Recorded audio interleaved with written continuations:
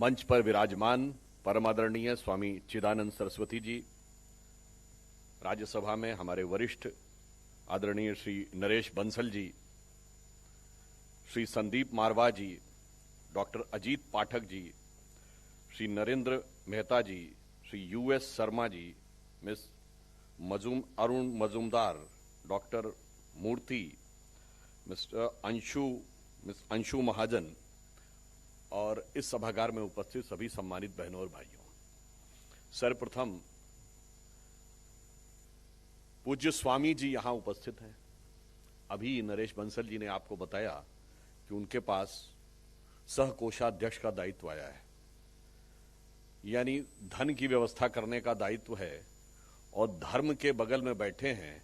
हमारे यहां कहा गया धनात धर्मा तथा सुखम, यानी धन तभी सुख का कारक होता है जब वो धर्म के साथ जुड़ा रहता है।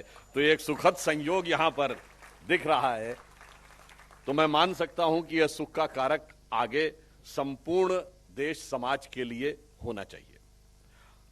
आज हम लोग इंटरनेशनल पब्लिक रिलेशनशिप फेस्टिवल के ऊपर आए हैं। अक्सर हम लोगों के दिमाग में एक माइंडसेट हो गया है regarding public relationship as if it is an outside concept, या यूं कहें कि हर कॉन्सेप्ट को वेस्टर्न नजरिए से देखने का हमारे दिमाग के ऊपर एक पीआर एक्सरसाइज के कारण हमारे दिमागों में आ गया है। If we consider about the relationship in the normal context, PR is considered as public relationship for professional purpose. But we see in our life, we are having two type of relationship. One is a professional relationship, that is for the public and professional purpose. Another is an emotional relationship, that is your personal, family and others. इन दो के बारे में तो दुनिया भी देखती है, but there is also third type of relationship, that is devotional relationship, जो सिर्फ आपको भारत में देखने को मिलती है। जैसे एग्जाम्पल के लिए देयर आर सर्टेन, अब इन तीनों में डिफरेंस क्या है? The professional relationship is strictly give and take, that I am dealing with you in a relationship till you are useful for me and I am useful for you. In emotional relationship there is no feeling of give and take, there is a feeling of first giving, then expecting something. If something that expected is not achieve, तो मन दुखी होता है। जैसे माता पिता अपने बच्चों के लिए बहुत कुछ करते हैं, अपेक्षा नहीं करते, पर यदि वृद्धावस्था में बच्चे उसको रिवर्ट नहीं करते हैं तो मन दुखी होता है। बट डिवोशनल रिलेशनशिप एक स्टेप डिफरेंट जाता है। वहां सिर्फ डिवोशन की बात होती है, there is no expectation, and that's why the thing go in a totally different dimension. जिसे कहते हैं, तुलसीदास जी ने लिखा ना, धर्म न अर्थ न काम रुचि गति न चहो निर्वाण, जन्म जन्म रचि राम पद वह यह वरदान यान। आई डोंट एक्सपेक्ट एनीथिंग, न धर्म न अर्थ। अब आप कहेंगे कि ये थोड़ी फिलोसफिकल सी बात लगती है। ये फिलोसफिकल नहीं है। इन तीनों रिलेशनशिप को नेचर ने डिफाइन किया है। मैं एग्जाम्पल देना चाहता हूं। आप में से जितने लोगों ने भी केमिस्ट्री पढ़ा होगा 11th या 12th तक भी, तो जिन्होंने नहीं भी पढ़ा उनको ये तो पता है कि एटम होता है, एटम के अंदर एक न्यूक्लियस होता है और उसके चारों तरफ इलेक्ट्रॉन्स होते हैं। डिफरेंट डिफरेंट एटम्स के डिफरेंट डिफरेंट कॉम्बिनेशन से मॉलिक्यूल्स बनते हैं, और उन मॉलिक्यूल के रिएक्शन से केमिकल्स बनते हैं, और वहां से केमिस्ट्री की शुरुआत होती है। पर आप यूं समझिए, जब दो एटम बिल्कुल इंडिविजुअल आइडेंटिटी के साथ खड़े होते हैं, I am just interested in my self, कोई बॉन्डिंग ही नहीं बनती है। There is no bonding at all. There is no creation at all. Then comes a bond. Bond दो प्रकार के होते हैं, केमिकल बॉन्ड, एक कोवैलेंट बॉन्ड और एक इलेक्ट्रोवैलेंट बॉन्ड। कोवैलेंट ये होता है कि दो एटम्स के बीच में जो उनके आउटर ऑर्बिट के इलेक्ट्रॉन है, उनकी शेयरिंग हो जाती है। जैसे ही शेयरिंग हुई, यानी यू शेयर सर्टेन इंटरेस्ट और यू शेयर सर्टेन वैल्यूज, थोड़ा थोड़ा सेक्रीफाइस दोनों को करना पड़ा ना, शेयर करना पड़ा, then the bonding starts. But जिन्होंने पढ़ा होगा केमिस्ट्री, उनको पता होगा कोवैलेंट से ज्यादा स्ट्रॉन्ग इलेक्ट्रोवैलेंट बॉन्ड होता है। इलेक्ट्रोवैलेंट बॉन्ड ये होता है कि एक एटम ने एक इलेक्ट्रॉन दूसरे को दे दिया, जैसे ही दे दिया तो उस पर एक्सेस इलेक्ट्रॉन हो गए तो नेगेटिव चार्ज हो गया, जिसने दिया उस पर पॉजिटिव चार्ज हो गया, तो because of the positive negative charge वो बॉन्डिंग बहुत स्ट्रांग हो जाती है। यानी नेचर साफ बताती है, अगर कुछ भी नहीं शेयर करोगे कोई बॉन्डिंग नहीं, थोड़ा शेयर करोगे थोड़ी बॉन्डिंग, त्याग कर दोगे तो स्ट्रांग बॉन्डिंग। और ये तो सिर्फ मतलब सांसारिक रेफरेंस फ्रेम में हुआ, और अगर आप स्पिरिचुअल रेफरेंस फ्रेम में सब कुछ त्याग कर देंगे तो वो बॉन्डिंग इतनी सुप्रीम होगी कि उस चीज को, जैसे कहा गया ना कि इलेक्ट्रोवैलेंट बहुत स्ट्रांग होता, वो कितना स्ट्रांग होगा इसको आप इमेजिन नहीं कर सकते। छोटा सा उदाहरण देना चाहता हूं। जैसे अभी दीपावली मनाई गई, और दीपावली में अयोध्या में 21 लाख दिए जले। जो दिए जलाने वाले थे उनका कोई एक्सपेक्टेशन था क्या? कुछ नहीं, डिवोशन था। उन्हें बस इस बात की खुशी थी कि मेरे नाम का भी एक दिया जलना चाहिए।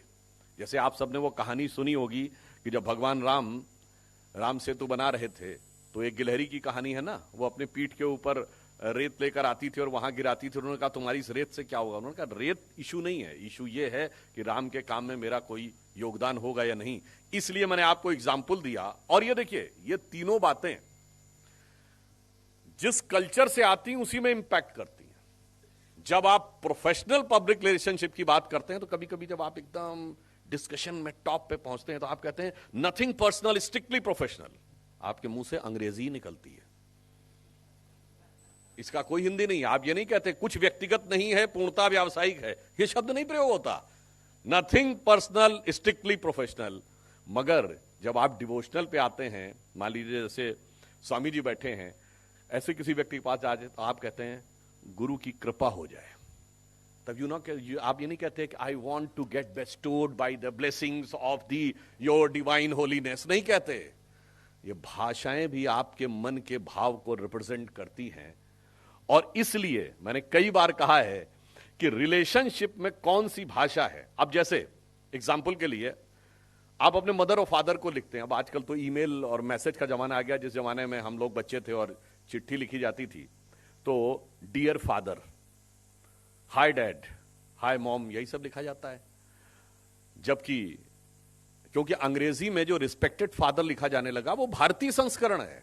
ओरिजिनल इंग्लिश टेक्स्ट में there is nothing like respected mother और रिस्पेक्टेड फादर। हमारे यहां फादर या मदर को डियर लिखना थोड़ा खराब माना जाता था, इसलिए रिस्पेक्टेड लिखना शुरू किया। Original English is dear father, dear mother, hi dad, hi mom. और हमारे यहां क्या लिखते हैं? पूज्य पिताजी या पूज्य माताजी, सादर चरण स्पर्श।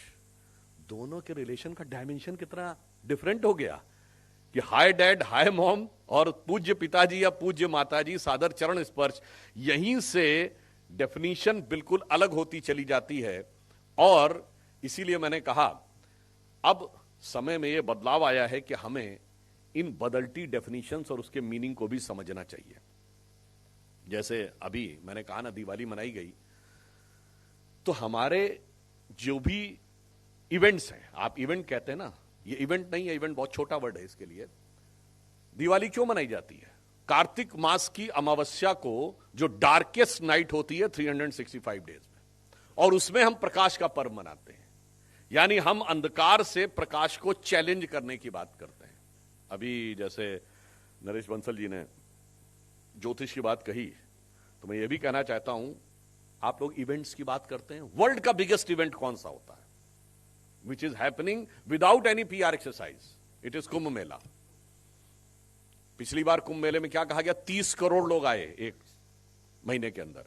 On the peak of it Prayag में 3 करोड़ लोग थे। I can challenge nowhere on this planet earth, ना कोई पॉलिटिशियन, ना कोई सेलिब्रिटी, ना कोई फिल्म स्टार 3 करोड़ लोगों को एक जगह पे इकट्ठा कर सकता है। दैट टू नो प्रचार, नो प्रसार। केवल एक कोने में निकलता फला तारीख को मौनी अमावस्या और 3 करोड़ खुद ब खुद आ जाते। इसलिए मैंने कहा एक डिवोशनल रिलेशनशिप भी है जो इस हिंदुस्तान के कॉन्टेक्स्ट में हमें समझने की जरूरत है। और उसका कनेक्शन क्या है? कनेक्शन एस्ट्रोनॉमिकल है। हर 12 साल के बाद आता है, क्योंकि 12 साल में जुपिटर अपनी एक साइकिल पूरी करता है। प्रयाग का कुंभ मेला होता है जब बृहस्पति वृष राशि पे होते हैं, और उज्जैन का कुंभ होता है जब सिंह राशि पे होते हैं। इसलिए आप लोगों ने, बहुतों ने उज्जैन के कुंभ को सिंहस्थ सुना होगा, पर सिंहस्थ का मीनिंग यह है कि बृहस्पति सिंह राशि के ऊपर होते हैं। बताइए, किसी को पता था 100-150 साल पहले कि ऐसे ऐसे प्लैनेट्स का मूवमेंट होता है और इसके आधार पे होते हैं? अभी केदारनाथ के कपाट बंद हुए, बिल्कुल एस्ट्रोनॉमिकल कैलकुलेशन पे होते हैं। वृश्चिक राशि में सूर्य आते हैं, कपाट बंद।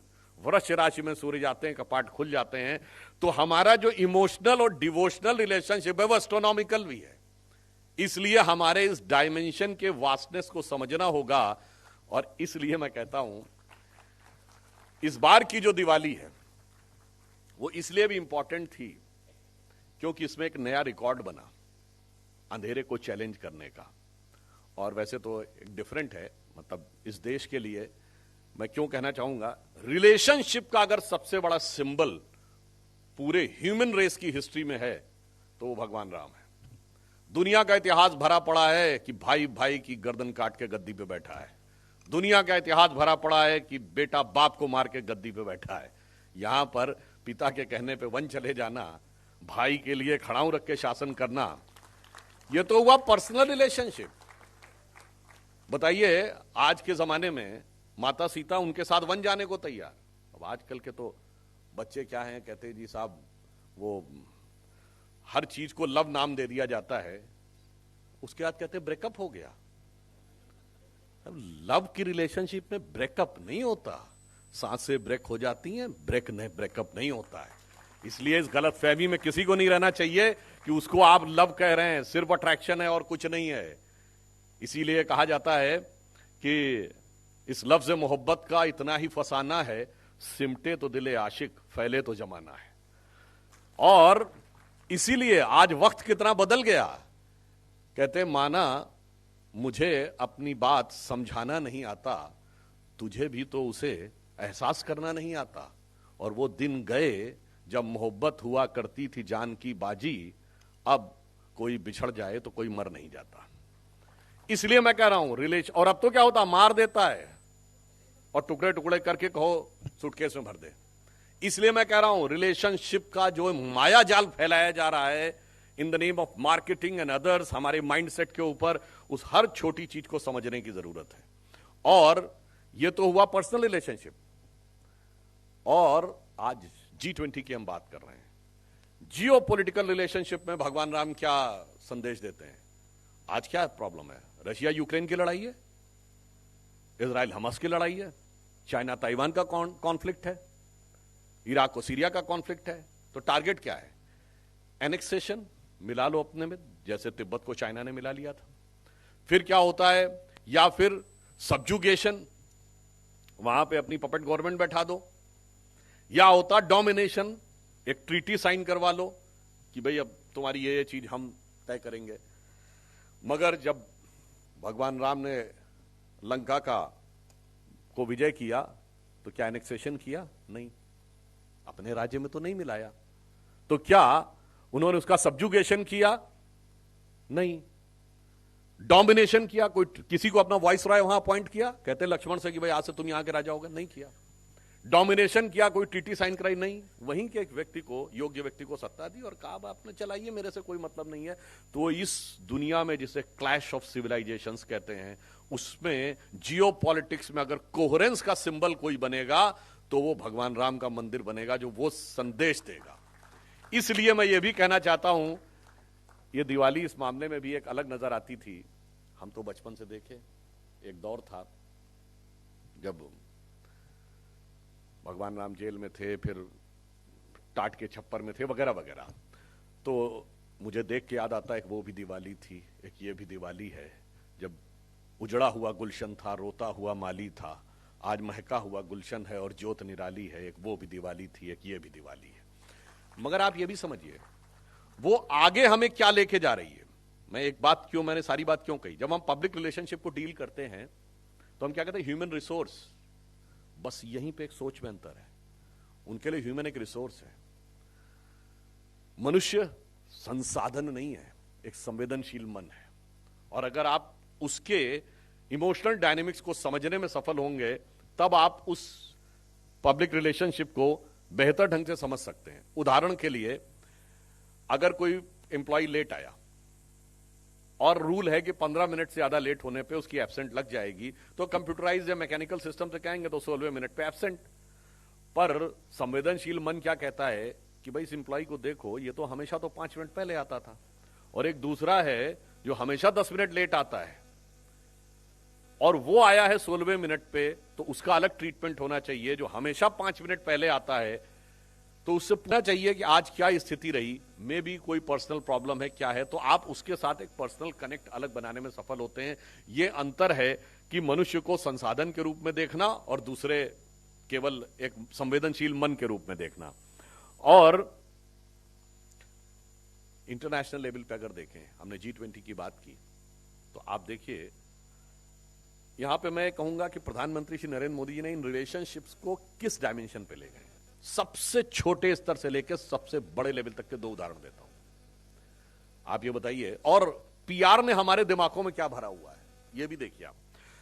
काशी विश्वनाथ का कॉरिडोर बना तो आपने देखा कि वो श्रमिक जिन्होंने उस कॉरिडोर को बनाया था, प्रधानमंत्री जी ने उस पर पुष्प की वर्षा की, उनके साथ बैठे, बहुत से श्रमिकों के पैर भी धोए और उनके साथ बैठ के फोटो खिंचाई। ये एक रिलेशनशिप है। और दूसरी तरफ हमारे दिमाग में ये बात रखी गई है कि लव का सबसे बड़ा सिंबल वो ताजमहल है, जिसको बनाने वाले हजारों लोगों के हाथ कटवा दिए गए थे,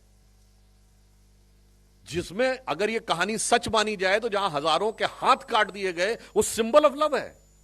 और ये कौन बता रहा है? वो लेफ्टिस्ट बता रहे हैं जो कहते हैं हम सर्वहारा की क्रांति करते हैं, हम श्रमिकों के साथ खड़े होते हैं। दे यूलाइजेस कि श्रमिकों के हाथ काट दिए गए, और हम सब ने उसको माना हुआ है, हम सब ने माना हुआ है, बचपन से हमने भी उसको सिंबलाइज करके माना हुआ है।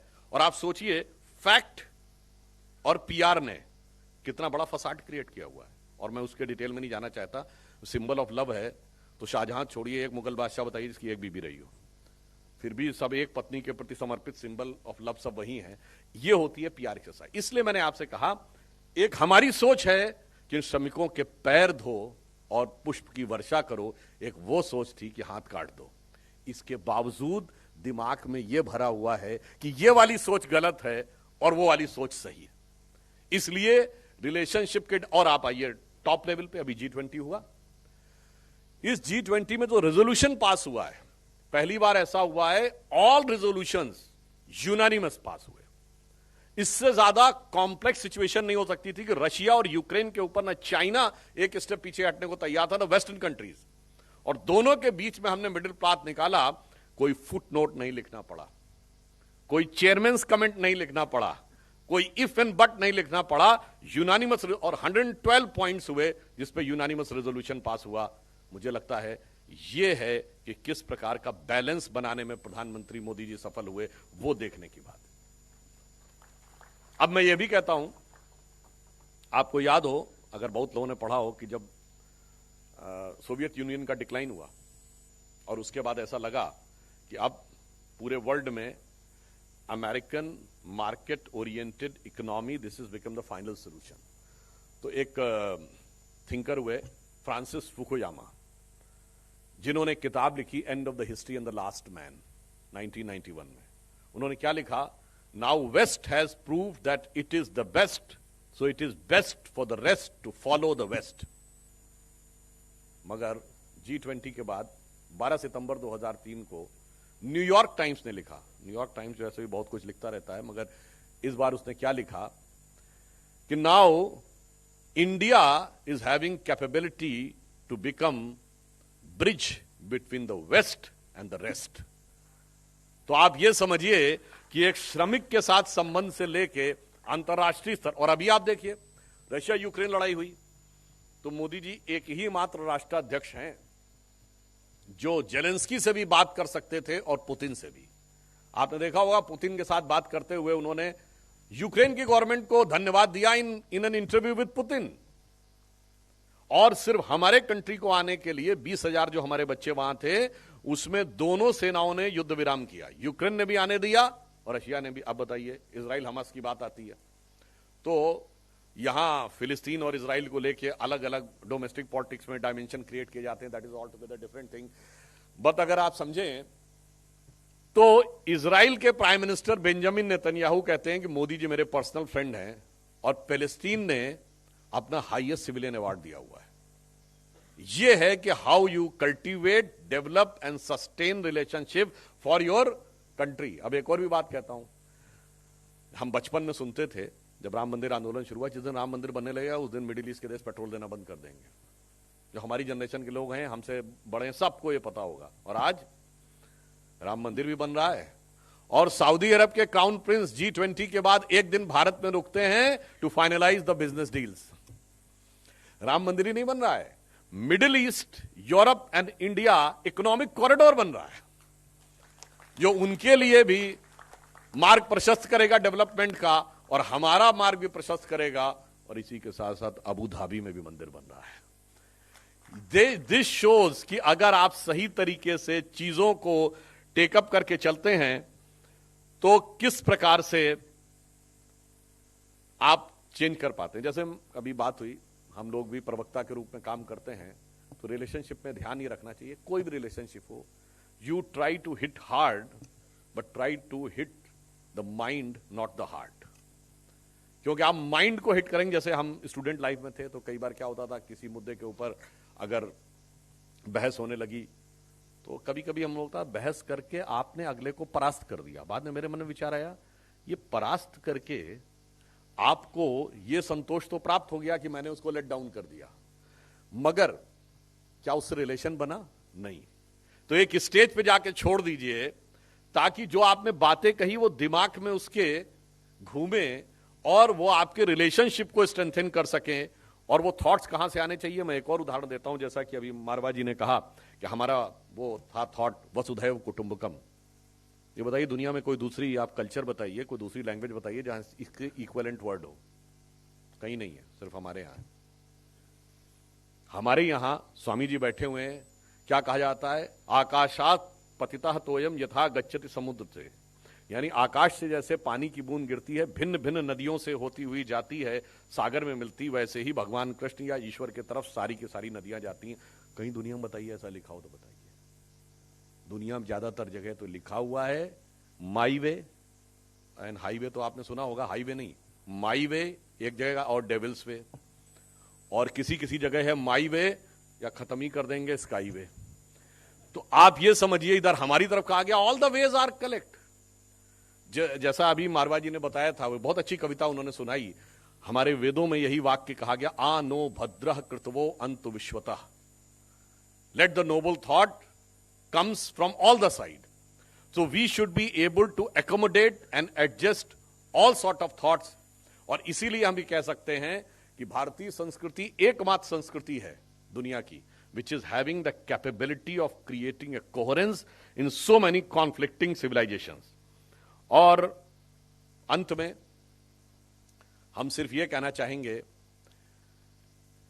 कि हम पर्सनल रिलेशनशिप से लेके, सोशल रिलेशनशिप से लेके, नेशनल रिलेशनशिप तक, और मैंने कहा स्पिरिचुअल रिलेशनशिप तक, सब कुछ हमारी रिलेशनशिप अलग है, उसे समझ लेना चाहिए। हम नेशनल रिलेशनशिप में क्या, हम भारत माता कहते हैं, दुनिया में कोई दूसरा देश है जिसे माता कहा जाता हो, वहां भी हमारा एक अलग कनेक्ट है। नेचर के साथ क्या कनेक्ट है, नेचर बुक लिखी है अरिस्टोटल ने, जिसमें कहते हैं कि man, all the elements of nature are for the service of mankind, man should become persons और मास्टर्स ऑफ नेचर। और वहीं से नेचर का एक्सप्लॉयटेशन आता है। हम क्या कहते हैं, माता भूमि पुत्रो हम पृथिव्या, प्रकृति हमारी माता, रिलेशन ही डिफरेंट है। और जब हम स्पिरिचुअल वर्ल्ड में आते हैं तो मैं विनम्रता के साथ कहता हूं, दुनिया की हर सभ्यता ने, हर संस्कृति ने ईश्वर की खोज की है, पर ईश्वर की खोज में ईश्वर के साथ संबंध या रिलेशन एक दूरी पे आकर रुक जाता है। किसी पूजा स्थल में, किसी पुस्तक में, किसी मैसेंजर ऑफ गॉड में, बस वहां तक। तो आपके और उसके बीच में डिफरेंस रह गया। हमारे यहां वो रुकता नहीं है। हमारे यहां माना जाता है कि ईश्वर आपके अंदर तक आता है, और अंदर नहीं है, अहम ब्रह्मास्मि। जो कहा गया ब्रह्म सत्यम जगन मिथ्या जीवो ब्रह्म नापरा, जीव और ब्रह्म भेद ही नहीं है। The relationship has become from duality to singularity. इसीलिए हमारे जितने भी अवतार है ना, कोई भगवान का दूत नहीं है, साक्षात भगवान है। चाहे भगवान राम है तो क्या कहते हैं कि जासु अंश उपजय गुण खानी, अगणित उमा रमा ब्रह्मानी, अगणित ब्रह्मा विष्णु महेश जिसमें उत्पन्न होते हैं तो वो। और अगर भगवान कृष्ण हैं तो जिसके लिए सैयद इब्राहिम रस खान, मैं जोर देके कह रहा हूं, सैयद इब्राहिम रस खान कहते हैं कि जासु अनादि अनंत अखंड अछेद अभेद सुवेद बतावें और ताही अहीर किछो हरियां छछियावर छाछ पे नाच नचावें। यानी उनको ये कहते हैं। इसलिए मैंने सिर्फ आपको इतनी बात इसलिए कहने की कोशिश की कि हमारे हर कॉन्सेप्ट में रिलेशनशिप में अलग है, और अब वक्त गया जब हम उनको फॉलो करते थे। अब वक्त वो है कि जब हमारे कॉन्सेप्ट को उनको समझना होगा। अंत में मैं कहता हूं, ये परिवर्तन का वो काल है जो प्रधानमंत्री जी ने कहा था, यही समय है, सही समय है। वो क्यों सही समय है कि आज हम 5th लार्जेस्ट इकोनॉमी है, 4th लार्जेस्ट स्टॉक एक्सचेंज है, 3rd हाईएस्ट ऑटोमोबाइल मैन्युफैक्चरर हैं, 2nd largest mobile handset manufacturer हैं, इंफ्रास्ट्रक्चर में इन्वेस्टमेंट करने में हम अमेरिका से भी आगे इस समय नंबर 1 के देश हैं, और G20 में हाईएस्ट ग्रोथ रेट वाले कंट्री हैं। अभी फिच ने लास्ट वीक जो रेटिंग दी है, इंडिया की ग्रोथ रेट 5.5 से बढ़ा के 6.2 की है, और चाइना की 5.2 से घटा के 4.5 की है, और चाइना और चांद के अछूते कोने साउथ पोल को छूने वाले हम पहले देश बन गए हैं। यानी दर्शा रहा है कि भारत का समय आ गया है। इसलिए हमें यह समझना होगा कि दुनिया को उस रिलेशनशिप को उस रूप में समझना होगा कि पीआर क्या है, पब्लिक रिलेशन क्या है, पर्सनल रिलेशन क्या है, सोशल रिलेशन क्या है, नेशनल और इंटरनेशनल रिलेशन का क्या है, नेचर से रिलेशन क्या है, ईश्वर से रिलेशन क्या है, ये सिर्फ हम ही बताएंगे। इसलिए मैं अंत में, जिस चीज के साथ रिलेशन को लेके बहुत सवाल उठाए जाते हैं, अगर ये सारी जो हमारी नॉलेज और ये जो सारी हमारी सभ्यता संस्कृति है, इसमें एक शब्द को लेकर सारी रिलेशनशिप बिगाड़ दी जाती। नहीं, ये मत कहिए कि इसमें हिंदू शब्द मत कहिए, ये मत कहिए कि इंडियन कल्चर है, हिंदू मत कहिए।